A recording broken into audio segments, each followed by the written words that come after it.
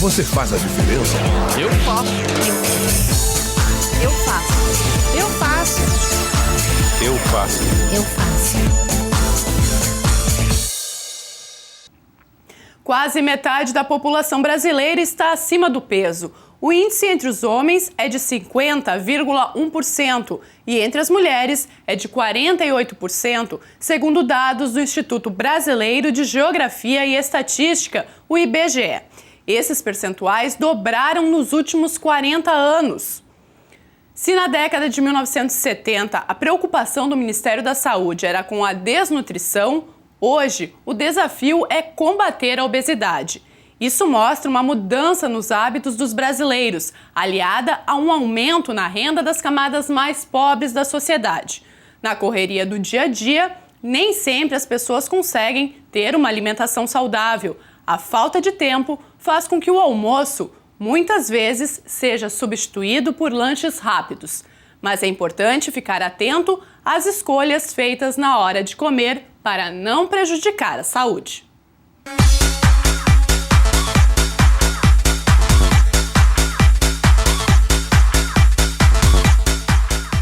Confessa que não deu vontade de dar uma mordida nessa deliciosa coxinha de frango. Quem sabe um cheeseburger, com um pouco de alface, tomate, milho, ervilha, mas com bastante maionese. Ou então aquele pastel, mas tem que ser feito na hora. Acho que vende na base de uns 300 pastéis por dia. E é um lanche rápido, o pessoal tá passando aqui, bateu aquela fome, pegar um pastelzinho. Alimentar-se bem na correria do dia a dia muitas vezes se torna uma tarefa difícil. Segundo o Ministério da Saúde, a cada ano cresce o percentual de pessoas obesas. Hoje, o sobrepeso atinge 48% dos brasileiros. São 93 milhões de pessoas. Para se ter uma ideia, é como se pegássemos a população de países como o Vietnã. É aquele tipo de cliente que vem o dia a dia, no café, ao meio-dia, o lanche do meio-dia. Esse é o café da manhã, o lanchinho da metade? O café da manhã eu já tomei em casa, café com leite. Aqui é só para segurar um pouco. Para dar uma reforçada. Tá bom o pastel? Tá ótimo. Eu sou mais do lanche, né? Mas eu tô pela correria também. Ao serem questionadas sobre a estética de seu corpo, na maioria das vezes as mulheres se mostram insatisfeitas. Tu é feliz com o teu corpo? Mais ou menos. A gente sempre quer melhorar, né? Tentar ser ou mais magra, porque tem o dito aí, todo mundo, ai, que magreza que é a beleza, né? Então a gente tá sempre atrás do corpo perfeito, né? Mas tu acha que tu tem que ser mais magra? Eu acho. Quantos quilos queria perder? Uns 5, 6. Eu acho que eu poderia ser mais magra se eu mantesse uma alimentação melhor, eu acho. Costuma almoçar fora? Costumo, todos os dias. É refeição ou é mais o lanche? Normalmente, quando eu tenho tempo, refeição, assim, prefiro comida de verdade do que lanche, essas outras coisas. Vocês costumam almoçar fora, mais lanche ou refeição? A gente costuma almoçar todas juntas, né? A gente sempre almoça fora, mas sempre refeição. A nutricionista explica a importância de se ter um bom hábito alimentar. Uma boa alimentação é uma alimentação saudável, onde a gente tem que estar aliando, juntamente com as nossas refeições, um prato colorido, um prato saudável, onde a gente possa estar colocando ali os nutrientes, as vitaminas, né, os alimentos antioxidantes, para que a gente consiga ter, buscando dentro desse contexto, uma alimentação saudável. Hoje eu vejo muitas reclamações aqui no consultório, da maioria das pessoas atribuem não buscar uma alimentação saudável porque não tem tempo, né? Estão trabalhando, sempre tem outras prioridades e acabam deixando a alimentação lá por terceiro, quarto, quinto, sei lá, 10ª prioridade na vida. O que é completamente errado, né? Deveria ser uma das 2 ou 3 primeiras prioridades, porque sem saúde a gente não consegue ir adiante para os nossos projetos de vida, né? Talvez pela profissão, seu José é o exemplo da pessoa que cuida da saúde, através de uma boa alimentação. O senhor costuma ter uma alimentação saudável? Acredito que sim. Eu levo fruta e em casa eu não janto de noite, eu como, vamos dizer que a minha janta é uma salada.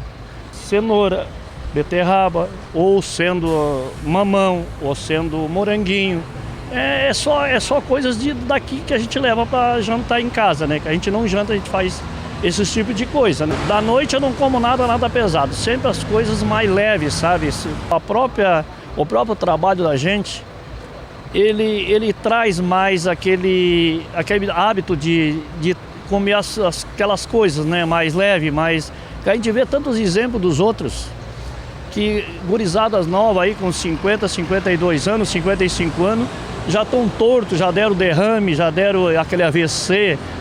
Isso eu canso de ver por aqui, né? Então, eu sou muito preocupado com a vida, porque eu gosto de viver. Eu sei dizer para você que eu tenho essa idade, mas eu me conto como um jovem ainda. Eu quero ver se duro mais uns anos ainda para poder manter no mesmo trabalho.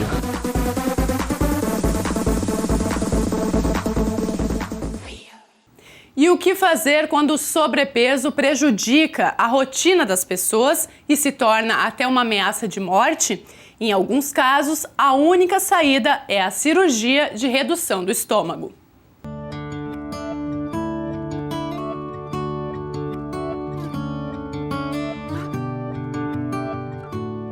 Quem olha hoje para João Carlos não acredita que ele já chegou a ter 163 quilos. Foi há 8 anos, antes de fazer a cirurgia bariátrica. A decisão que mudou sua vida foi tomada em uma viagem. Fui colocar o cinto de segurança e tive que pedir para a aeromoça para me trazer um extensor. E naquele momento, na minha mente, eu decidi que ia fazer a cirurgia. Tinha passado por situações de não passar em roleta, né, de ônibus, ou sempre aquele desconforto de sentar bem espremidinho para o lado para não atrapalhar tanta pessoa do lado, numa lotação ou num ônibus, né? Sempre esses problemas assim que a gente se sente mal nesse momento. O primeiro ano após a cirurgia foi difícil porque ocorreram algumas complicações em decorrência dos procedimentos realizados. Logo depois que eu fiz a cirurgia, que ela abriu em 1 milímetro e que eu tive uma infecção na cavidade abdominal, que aí me preocupei porque eu achei que eu teria que operar de novo para fechar aquele buraquinho de 1 milímetro, mas não precisou. Hoje, João Carlos tem 81 quilos e se alimenta normalmente. No entanto, não pode exagerar na gordura nem nos doces. Eu como normalmente, claro que não a quantidade que eu comia anteriormente, é óbvio, e não suporto comer gorduras e tomar refrigerantes, assim, coisas com gás, com açúcar, coisas assim, eu não consigo muito. E fiquei com... não consigo tomar leite. Então, mas... no mais, eu como normal. Como um pouquinho dessas coisas, tomo um pouquinho de refrigerante, mas não é o que eu tomava antes, né? É totalmente diferente, né? Assim como João Carlos, várias pessoas precisam ser operadas para acabar com a obesidade mórbida. O Hospital de Clínicas de Porto Alegre realiza a cirurgia pelo Sistema Único de Saúde. Cerca de 6 pessoas são operadas por mês. A pessoa deve ter um índice de massa corporal acima de 35, quando tem alguma doença associada, ou acima de 40, não há necessidade de ter outra doença, já está indicada a cirurgia. O IMC é o índice de massa corporal e é calculado dividindo o peso pela altura ao quadrado. Quando o resultado fica acima de 24,9, já se considera que a pessoa tem excesso de peso. O objetivo da cirurgia é reduzir de 60% a 70% esse excedente. Nos primeiros 6 meses, ocorre uma perda rápida de peso, que diminui à medida que o tempo passa, mas continua até 2 anos após a operação. A técnica utilizada reduz o tamanho do estômago e restringe a absorção dos alimentos, porque é feito um desvio no intestino. A pessoa, como ela tem uma restrição gástrica, ela ao se alimentar, ela precocemente, com pequena quantidade de alimento, já vai se sentir saciada. E além disso, esse alimento, quando entra no tubo digestivo, ele vai ter um processo desabsortivo, porque ele vai demorar mais a receber as secreções que participam da absorção do alimento, então ele vai absorver menos e vai ingerir menos. Mas antes de a cirurgia ser realizada, o paciente passa por uma fase de preparação. Passa por uma série de especialistas, uma equipe multidisciplinar aqui do hospital, Então ele é avaliado de todas as suas partes, as suas doenças têm que ser todas compensadas, e ele tem que estar no melhor momento possível para ser levado à cirurgia. A cirurgia também envolve alguns riscos. O risco principal dessa cirurgia, primeiro, é ter algum vazamento de alguma das costuras que se faz entre o intestino e o estômago, que pode causar uma infecção, apesar de ser uma coisa muito rara de acontecer. E o outro risco é da própria obesidade. O paciente obeso ele tem um risco aumentado de uma série de complicações no pós-operatório, como embolia pulmonar, trombose venosa profunda, infarto do miocárdio, acidente vascular cerebral e outros fatores que a obesidade acarreta. A recuperação varia de pessoa para pessoa, mas em média, depois de 3 meses, o paciente já consegue ingerir alimentos sólidos.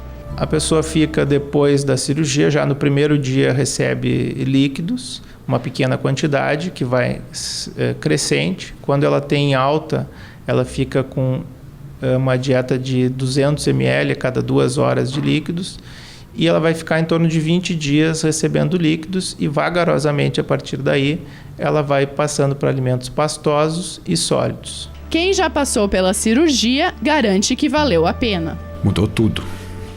Tudo, porque eu, por exemplo, para fazer uma caminhada de meia quadra, inverno ou verão, eu chegava a 200 metros, eu estava suando e ofegante. Eu não dormia mais, eu não tinha mais posição, eu chegava a dormir deitado. Então, se eu estivesse conversando assim contigo, de repente eu dormia, porque eu não dormia à noite. Se eu soubesse que eu ficaria assim, bem como eu estou agora, que eu passaria por todos aqueles problemas que eu passei, que eu faria novamente.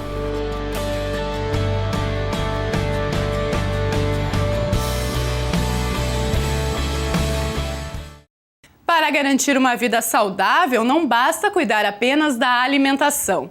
Praticar exercícios físicos também é fundamental para a saúde e o bem-estar.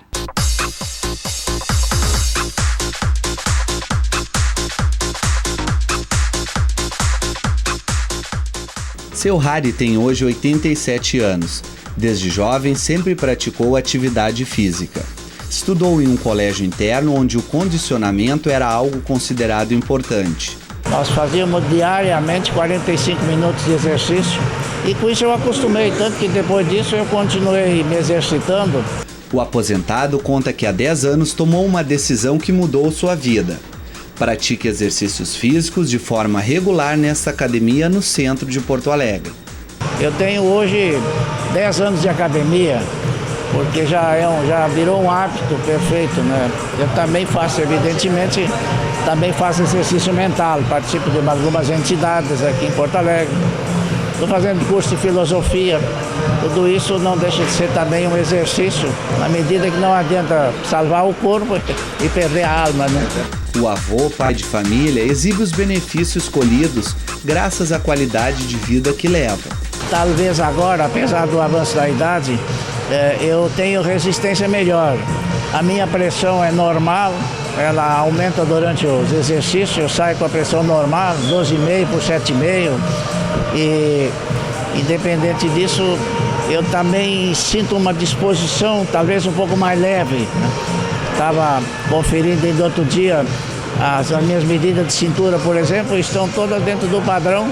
Os meus check-up anuais estão todos dentro dos padrões. Eu acredito isso aos exercícios que eu faço ao longo desses anos todos. Mas é claro que para fazer exercícios assim nesta idade é preciso ter a aprovação do médico, assim como um acompanhamento de um instrutor na academia. Nós temos que saber que antes de procurar uma atividade física, a gente tem que saber se clinicamente o nosso corpo está adaptado a isso. Nós temos que procurar um profissional da área, um médico, uma pessoa que faça uma avaliação em você e te diga que você está apto a fazer atividade física. Se nós formos pensarmos antigamente, o educador físico, a atividade física estava muito abaixo, né? Hoje em dia a gente já vê várias reportagens, a gente já vê vários contatos com médicos indicando mais atividade física. Ou seja, nós estamos num trabalho conjunto, junto com a medicina, junto com a nutrição, junto com a educação física, proporcionando ao aluno, proporcionando ao cliente um bem-estar e uma qualidade de vida. Então, quando você iniciar como um aluno iniciante, eu quero saber se clinicamente você está bem, aí sim nós vamos dar o pontapé inicial.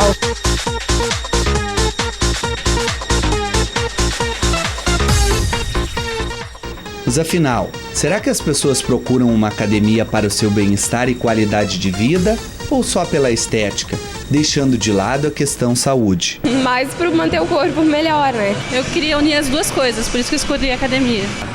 Bem-estar e manter o corpo. As duas coisas se complementam. Saúde e o bem-estar.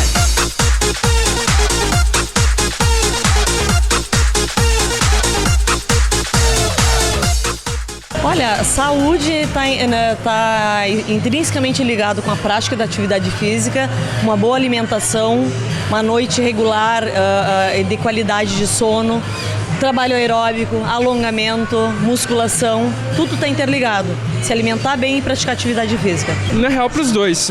Eu queria melhorar um pouco o corpo, porque eu estava começando a criar aquela pança, né? Pelo bem-estar, com certeza. Porque a gente fica bem mais disposta no dia a dia, né? E sem contar que as gordurinhas e tudo, e com a idade a gente já sente que vai aumentando, né? Então a gente se sente bem melhor no dia a dia, mais disposição para o trabalho. Mais de 300 mil brasileiros morrem todo ano de doenças cardiovasculares. Mas a boa notícia é que esse número vem diminuindo, graças ao incentivo de atividades físicas e a novos tratamentos. Vale lembrar que o coração é um músculo. Quanto mais condicionado e fortalecido, melhor para a saúde. E como você viu, nunca é tarde para começar. Eu recomendo muito, estimulo muito a turma jovem a fazer exercício e a cuidar da alimentação, que é outro detalhe muito importante.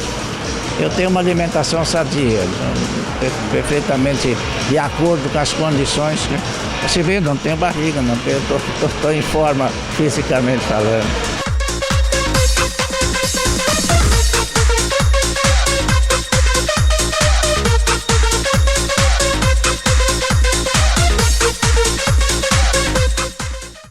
Na adolescência, a relação com a comida pode ser problemática. A bulimia e a anorexia nervosas são distúrbios alimentares que podem surgir nessa fase da vida. A incidência é maior entre as meninas. Aqui em Porto Alegre, um programa do Hospital de Clínicas trabalha de forma multidisciplinar para tratar essas doenças.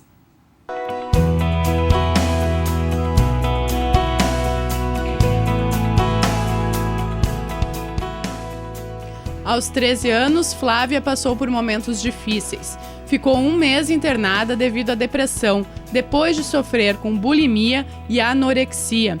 Os distúrbios alimentares foram descobertos pela família no início do ano. Ela saía, levantava e ia ao banheiro. Eu só descobri quando a gente notou que ela estava perdendo peso, né? E aí ela estava aqui em Porto Alegre também, depois foi nas férias em fevereiro, ela estava com a madrinha dela. E a madrinha dela começou a desconfiar que ela estava emagrecendo, né? Levou ela no médico, ela não estava se sentindo muito bem. E o médico viu que ela estava com um problema de transtorno alimentar. Nesse momento, muitas dúvidas e perguntas surgiram. Quando cai na família da gente, a gente diz, não, isso não pode acontecer, não é com a gente, né? Então a gente assim, tu senta, tu cai de costa, tu não acredita, tu diz assim, mas por que comigo? Por que com a minha família? O que eu fiz, né? O que a minha filha fez? E sendo uma família assim, como eu acredito que minha família, uma família bem estruturada, por que ela estaria fazendo isso, né? O irmão que morava e trabalhava em Porto Alegre voltou para o município de Cristal, onde a família vive, para ajudar a cuidar da irmã. A rotina da casa foi adaptada para vigiar a Flávia e impedir que ela vomitasse. Todo mundo viu que quanto mais o apoio da família, melhor seria na recuperação e no tratamento dela. Daí até em virtude disso, eu fui para casa e... Enfim, daí todo o tempo da internação, o tempo que ela teve em casa, o tempo que ela está em casa agora, daí o apoio é o máximo, tentar ficar do lado dela e desde o princípio, da parte de vigiar, de cuidar, de brigar, de dar carinho, enfim, de toda toda a função, né? Então, hoje a gente tô lá direto com ela. Ela passou a dormir com nós no nosso quarto. A gente, 24 horas. Era eu, meu filho, meu marido, as pessoas que gostam dela, né? As pessoas, os amigos, todos vigiando 24 horas ela.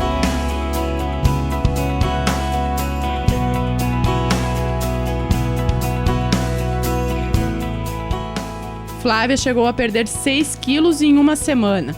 Antes de ser internada, havia perdido no total 13 quilos.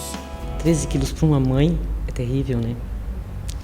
Então tu vê uma filha secar e tu vê tá se terminando, né? Então é terrível, a gente não sabia mais o que fazer. Desespero completamente. O apoio e a união da família foram fundamentais na recuperação da Flávia. Sem a ajuda da família, sem a família trabalhando junto conosco, os resultados não acontecem, né? Então, a primeira coisa quando o adolescente vem é a gente fazer uma aliança com a família, porque o adolescente vem contrariado, vem achando que não tem nenhum problema. A família é que começa, então, a cuidar e a controlar a alimentação, a obrigar realmente a seguir, né, os combinados que a gente faz em relação aos hábitos melhores de alimentação. O tratamento e o acompanhamento multidisciplinar recebidos no Centro de Atendimento Psicossocial do Hospital de Clínicas também foram decisivos na recuperação da Flávia. O programa presta atendimento às adolescentes que possuem distúrbios alimentares. O nosso tratamento é todo organizado de forma a trabalhar em conjunto com as famílias, porque é sabido da literatura internacional de que o trabalho juntamente com as famílias ele é muito melhor, ele é de melhor prognóstico de quando se trabalha individualmente com as adolescentes. Então temos um trabalho multidisciplinar, boa parte da equipe é voluntária. A anorexia e a bulimia nervosas são os transtornos alimentares mais comuns. A anorexia, então, é uma preocupação excessiva, né, com o peso e forma corporal. A pessoa tem uma dificuldade de poder se ver magra como ela está. Ela tem que estar com um peso abaixo do mínimo adequado para a altura que ela tem e idade. Então, ela tem que estar com desnutrição. Já a bulimia, né, a pessoa em geral tem um peso normal, um pouco acima, e tem episódios de compulsão alimentar, que podem ser seguidos de purgação, de vômito, ou uso de laxantes, diuréticos, exercícios excessivos. São vários fatores que podem desencadear tanto a anorexia quanto a bulimia. A gente sabe que tem fatores que predispõem aos transtornos alimentares. E ainda tem alguns fatores desencadeantes. Dentre os fatores predisponentes, a gente pode citar, sim, né, essa cultura, então, né, de magreza, associado com alguns fatores psicológicos dos pacientes, somado a alguns fatores específicos do funcionamento dessas famílias, né, e dentre os fatores individuais também a gente está cada vez levantando mais as questões genéticas, que parecem estar associadas. Os distúrbios alimentares normalmente aparecem na adolescência, mas é cada vez mais comum o registro dessas doenças ainda durante a infância. O pico de incidência da anorexia é em torno de 14 a 16 anos do surgimento. Claro que muitas dessas, se não procurarem atendimento ou atendimentos interrompidos, podem seguir doente até a fase adulta. Existem adultos com anorexia, mas em geral essa anorexia surge principalmente na adolescência. A bulimia também, o pico de surgimento dela é no final da adolescência, a bulimia, um pouco depois da anorexia. Crianças não é tão prevalente, não. Antigamente nós não tínhamos esses transtornos em crianças. De um tempo, para uns anos para cá, que começou a surgir. Isso que nos tem alarmado, né? A equipe do Centro de Atendimento Psicossocial do Hospital de Clínicas de Porto Alegre dá dicas sobre como os pais e a família podem perceber o aparecimento desses distúrbios. São meninas assim que de repente elas começam a não querer participar de festas que a família vai. Passeios, né, visitar familiares, elas começam a querer ficar em casa dizendo assim, tô cansada, não tô afim, hoje eu tô querendo estudar. Né? Então elas começam a dar desculpas que parecem ser desculpas aceitáveis.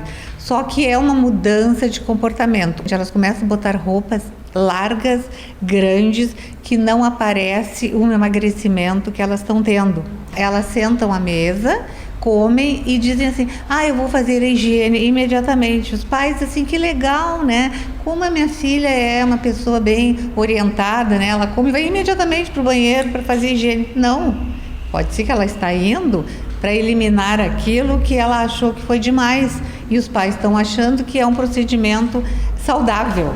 Para a Flávia, o pior já passou. Ela continua frequentando o programa todas as terças e quintas e já ajuda até no tratamento de outras meninas que estão sofrendo com o mesmo problema. E ela, acho que também tá vendo que a vida lá fora é boa para viver, para tudo, né? Então acho que tá dando certo, acho que agora é contagem regressiva para voltar ao normal. Para a mãe, a recuperação só foi possível graças ao apoio da família e ao atendimento encontrado no Hospital de Clínicas de Porto Alegre. Não é só com ela, não é só com a Flávia, não é só com a paciente, é com a família. A gente tem um apoio muito grande. Então, só através disso que a gente conseguiu superar e está conseguindo manter ela. E hoje ela está muito bem. Hoje ela já consegue ajudar, está ajudando os outros colegas que estão aqui se tratando, né? Então, graças a Deus, hoje a gente está com uma nova visão, uma nova esperança de que a Flávia vai voltar a ser a nossa Flávia de antes, né? Uma menina alegre, bonita, saudável, que sempre foi.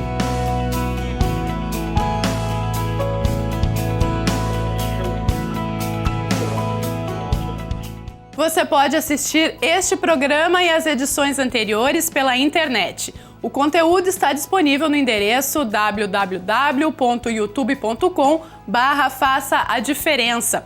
Mas lembre-se, é sem cedilha. A gente fica por aqui, até o nosso próximo encontro. Faça a diferença. Quem faz, assiste.